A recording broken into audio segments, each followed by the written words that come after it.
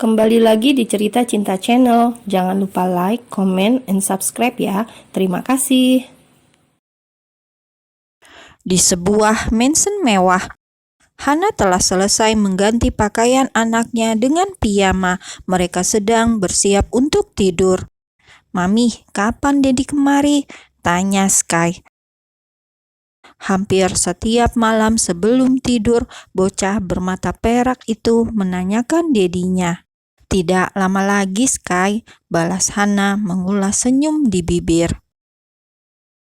"Aku sangat merindukan Dedi, Mami," celoteh Star. Ia memeluk sebuah boneka pengantin laki-laki dengan setelan jas. Star akan tidur dengan memeluk boneka itu ketika merindukan Dedinya. "Bersabarlah, Nak. Setelah semua ini selesai, kita akan selalu bersama Dedi dan tidak akan pernah terpisah lagi." Hana membelai lembut rambut putrinya. "Apa Mami juga merindukan Dedi?" Pertanyaan polos Star membuat pipi Hana memerah.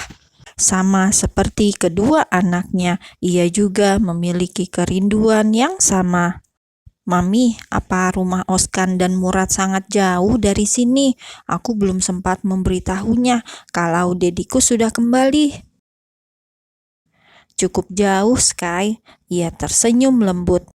"Apa kalian suka tinggal di sini?" tanya Hana, mengingat Sky dan Star butuh waktu untuk beradaptasi dengan lingkungan. Cuaca di kota Amasya dan ibu kota sangat jauh berbeda. Selain itu, perbedaan bahasa membuat mereka terkadang bingung. Beruntung seluruh anggota keluarga Askara menguasai bahasa Turki, sehingga memudahkan mereka berkomunikasi dengan Sky dan Star. Keluarga Askara mewajibkan anak-anak mereka mempelajari bahasa Turki. Bahkan Deniz, anak Zian yang kini berusia 13 tahun, sudah menguasai beberapa bahasa dunia. "Aku sangat suka tinggal di sini, Mami, tapi lebih suka kalau Dedi juga ada di sini." "Kalau begitu, sekarang tidurlah. Ini sudah malam. Besok begitu kalian terbangun akan bertemu dengan Dedi." "Benar, Mami." Star sudah terlihat kegirangan. "Iya, malaikat kecilku." Ia menciumi kening anaknya bergantian. Kemudian meraih sebuah buku dan membacakan dongeng hingga berselang beberapa menit. Sky dan Star telah lelap. Hana membenarkan selimut, lalu mematikan lampu utama dan menyalakan lampu tidur. Seulas senyum tampak hadir di bibirnya melihat anak-anaknya yang kini mendapatkan kehidupan layak dengan sebuah keluarga yang menyayangi mereka. "Sekarang kalian punya keluarga yang utuh, tidak akan ada lagi yang menghina kalian." Walaupun sebelumnya Hana sempat ragu memikirkan latar belakang dirinya dan sempat mengira keluarga besar Askara tidak akan menerima Sky dan Star, tetapi jauh di luar dugaan, keluarga itu justru menyambutnya dengan hangat dan memberi kasih sayang kepada kedua anaknya. Di sisi lain, perdebatan masih terjadi di sebuah ruangan. Evan sudah beberapa kali menanyakan keberadaan Hana dan anaknya, namun Botak tak kunjung memberi jawaban. "Tidak tahu," jawab Botak santai, membuat Evan menatapnya tajam. "Apa maksudmu tidak tahu? Kalian pasti menyembunyikan Hana dan anak-anakku di suatu tempat, kan?" tuduhnya dengan yakin. Botak terkekeh, kemudian mengalihkan pandangannya dari peta. "Benar, tapi mereka tidak ada di daerah manapun yang ada di dalam peta itu." Batin Evan menjerit dan murka. Rasanya sangat ingin memaki pria itu. "Apa maksudmu Hana tidak ada di salah satu daerah di dalam peta itu?" "Nona Hana dan anak-anaknya memang tidak ada di Turki, Tuan Muda." Terkejut, Osman dan Evan pun saling melempar pandangan. Sungguh makhluk tanpa rambut di kepala itu seolah menguji kesabaran. Bahkan dalam keadaan diculik pun ia masih terlihat tenang. Lebih baik katakan di mana Nona Hana dan anak-anaknya.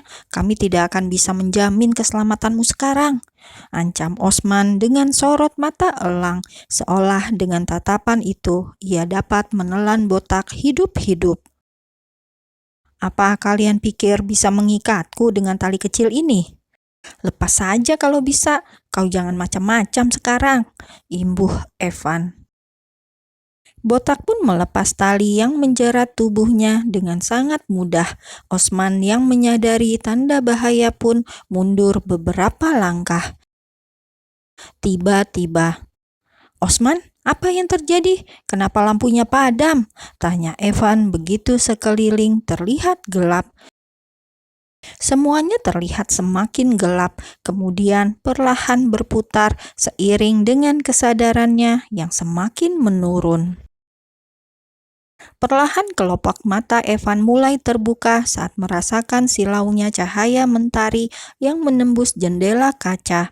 Tangannya menyentuh kepala saat merasakan denyutan di sana. "Tunggu, di mana ini?"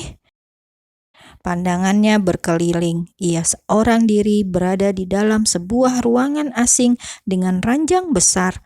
Jendela kaca besar yang sebagian tertutup tirai membuatnya yakin sedang berada di sebuah kamar hotel. "Cih, kenapa si Botak itu malah membawaku kemari? Bukannya pulang ke rumah saja bertemu Hana dan anak-anak?" Ia menyibak selimut, bangun dan duduk di tepi ranjang. Perjalanan dari Turki ke Indonesia membuatnya sedikit pusing, apalagi ada efek obat bius yang ia hirup. Botak benar-benar menyebalkan baginya. Tak lama berselang, pintu terbuka, membuat Evan menoleh seketika. Ia tersenyum bahagia saat melihat Sky muncul dari balik pintu, yang kemudian berlari ke arahnya dengan senyum sumringah. "Dedi," panggilnya penuh semangat. "Sky?" Evan merentangkan kedua tangan ke samping dan menyambut dengan pelukan erat demi melepaskan kerinduan selama 1 bulan tidak bertemu. Ia menghujani wajah polos itu dengan kecupan sayang. "Anakku, Dedi sangat merindukanmu." Tangannya bergerak mengusap-usap rambut putranya hingga sedikit berantakan. "Aku juga sangat merindukan Dedi." Sky pun mengeratkan tangan yang melingkar di leher Dedinya. "Kenapa Dedi baru datang?" "Maafkan Dedi, Nak. Semua urusan Dedi baru selesai." Ia menciumi lagi wajah itu. "Ngomong-ngomong, siapa yang membawamu kemari?"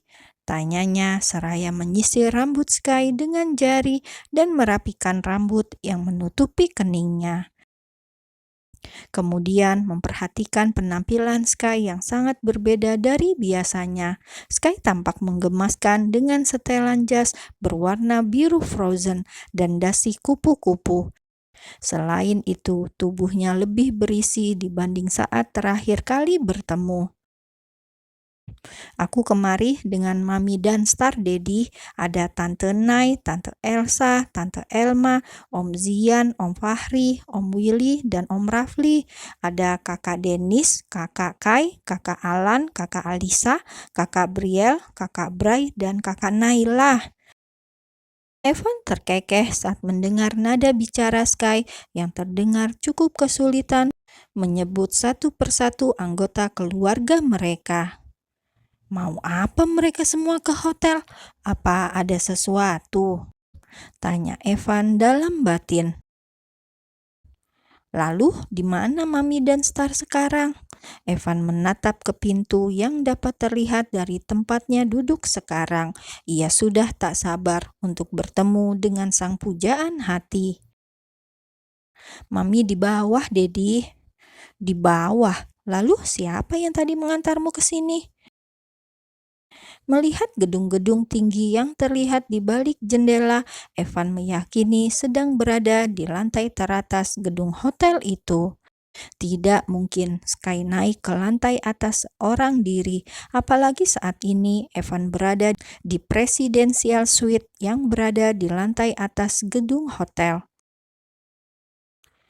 Kakak yang bekerja di sini yang mengantar. Tadi Sky meminta diantar ke kamar dedinya karena sudah tidak sabar bertemu dedinya. "Ayo Dedi, cepat kita ke bawah, Mami sudah menunggu." Sky menarik lengan dedinya, meminta untuk segera turun. Pertanyaan kembali timbul di benak Evan. Ia masih bingung tentang apa yang sebenarnya terjadi. Semuanya serba tak terduga. Terbangun saat sudah berada di atas sebuah jet pribadi yang akan membawanya ke Indonesia.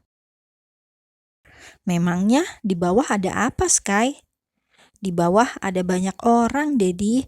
Mami dan Star memakai baju seperti putri. Ada kue tart yang sangat besar." Ia mengangkat kedua tangannya ke atas dan melukis lingkaran di udara.